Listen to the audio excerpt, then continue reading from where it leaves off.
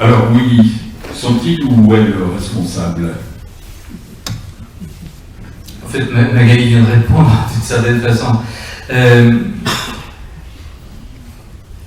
Peut-être que pour avancer et répondre un peu plus, je citerai ce que me dit mon voisin. En fait, on habite dans un petit village de l'Aisne, et quand je sors, ça peut être les poubelles, ça peut être pour partir prendre la voiture, il y a mon voisin, Jean-Louis, en face, qui vit avec son chien, Pilou, et puis avec 3 poules. Et quand, après chaque fois que je lui dis quelque chose, où ça va, ou n'importe, il me répond je fais ce qu'il faut. Quand il boit un coup avec son pote, quand il fait beau, parce que Pierre n'est pas toujours beau, n'importe quoi, il dit oh, on fait ce qu'il faut.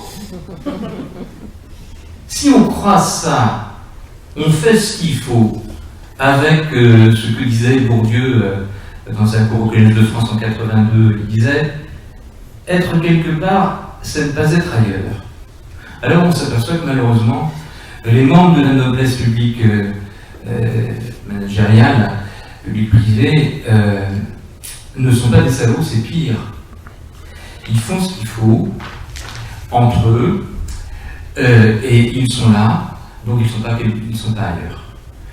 J'aurais pu effectivement citer l'exemple que tu viens de nous dire, c'est-à-dire de cette directrice d'hôpital happée par des centaines de tâches et qui ferme des maternités et qui réduit les services et qui prend les populations avec qui elle n'a pas de contact, qui ne vit pas la même vie qu'elle, qui prend les populations qui se plaignent pour de plus en plus de soins qui ne sont pas bien faits, parce que les infirmières ne peuvent pas avec la T2A, la rentabilité immédiate et financière obligée pour les hôpitaux, ou bien pour des maladies nosocomiales, mais là aussi c'est lié à l'absence de personnel pour beaucoup, prennent les populations pour des groupes hostiles. Mais je ne vais pas en parler à la limite, parce que j'y pensais tout à l'heure en arrivant à cette ancienne amie, très rapide, je vais dire ça très rapidement, je pense, parce que quand même ce serait un bon gros type de gros salaud, Pierre-André Humbert, qui est secrétaire général adjoint de l'Élysée maintenant sous Macron. Et on était potes. Le mec, il était à Attaque. En 95, on a poursuivi le mouvement de 95 ensemble. Il faisait partie, non pas des économistes atterrés, mais c'est la bande des économistes hétérodoxes après 95, etc. Pierre-André Humbert. À l'époque, il faisait une thèse à Paris 1. On était pas, il venait à la maison, on mangeait à la maison, on voyait le soir, on était un pote. Bien, il a été directeur ensuite de cabinet de Pénicaud, il a fait passer au 49.3 la réforme du droit du travail, c'est-à-dire cette case du droit du travail, puis ensuite devenu conseiller social, d'abord puis devenu conseiller social de Macron à l'Élysée, fait passer la réforme Pénicaud, donc la loi El Khomri plus la réforme Pénicaud, la case de l'assurance chômage et 1 et 2, on n'en tirera pas 3, la réforme, toutes les saloperies possibles. Ce mec était un ami. Est-ce que c'est un salaud?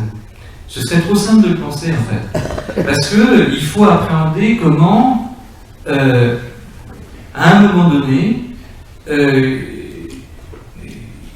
il n'a plus de boulot, plus de perspective dans sa carrière. Il a fait des pieds et des mains pour en retrouver. Il s'est retrouvé à la commission embauché comme assistant parlementaire d'Emmanueli, à la commission des finances de l'Assemblée. Donc il a noué tout un tas de contacts, il a pris de la surface, et de l'embonpoint d'ailleurs, il a pris, etc. Et il a fait, on fait ce qu'on fait, on fait ce qu'il faut. Il a fait ce qu'il fallait. Il a été là, et pas ailleurs, parce qu'il était là. Ensuite, Emmanueli n'a pas été réélu. Et donc, Thomas, la présidence de la commission des finances. Et donc, pour Pierre-André Humbert, c'est le plus compliqué. Sauf qu'il s'était fait des amis. Donc, il est rentré, je vais passer les détails pour lui, il est rentré au cabinet de conseil de Raymond Soubi. Raymond Soubi le monsieur social, quand vous dites monsieur social, c'est comme les plans sociaux, je veux dire monsieur licenciement en réalité.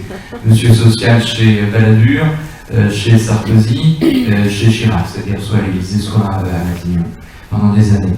Cabinet de conseil principal aujourd'hui pour la restructuration des plans d'entreprise. Il a fait ce qu'il faut, très bien, il est méticuleux, il est consciencieux, c'est un mec sérieux. Il a tellement bien fait ce qu'il faut que, bien sûr, il a licencié à tour de bras, bien, et il a tellement plu à Raymond Soubi qu'il est monté jusqu'à devenir directeur adjoint chez Soubi. Et ensuite, transféré dans l'équipe Hollande, travaillant main dans la main avec Macron, secrétaire général adjoint, il a fait ce qu'il faut pour faire passer la loi El Khomri. Il a fait ce qu'il faut, il a fait ce qu'il faut, il a fait ce qu'il faut. Et contre qui? Contre des personnes qu'il ne voit jamais. Car nous, on ne voit jamais toutes ces personnes qui constituent la noblesse managériale du public-privé dont je lui parlais à l'instant, ont des assistants, des secrétaires, vivent dans des buildings fermés par des vigiles, à des étages avec des passes privées, des ascenseurs spéciaux, ils ont des emplois du temps qui les cannibalisent, ils n'ont pas un moment où pas trancher, ils n'ont pas une réunion où ils ne doivent pas tenir leur rôle et le tenir haut.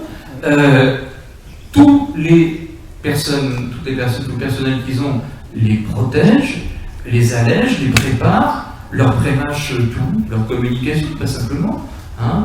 Ces gens ne prennent pas rendez-vous eux-mêmes chez le dentiste. Les détails ordinaires des existences communes, ils n'en connaissent rien. Ils ne vivent pas parmi nous. Je terminerai simplement par cette citation qui est assez, je pense, significative de cette espèce de déconnexion, au moins lui l'aperçoit,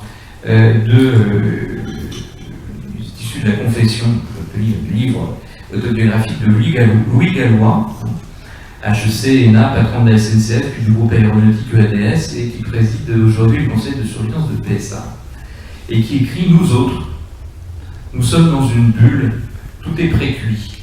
On me prend mes billets de train, je ne fais pas la queue au guichet, je ne clique pas sur Internet, j'ai un chauffeur, un avion privé quand je me déplace en Europe. Je dois faire un effort, oui, un effort pour garder les pieds sur terre, pour garder une hygiène de vie. Quand je peux, le week-end, je prends les transports en commun. J'ai presque honte de dire que pour moi, c'est un spectacle très distrayant. Pas pour nous, mais il ne nous donne pas.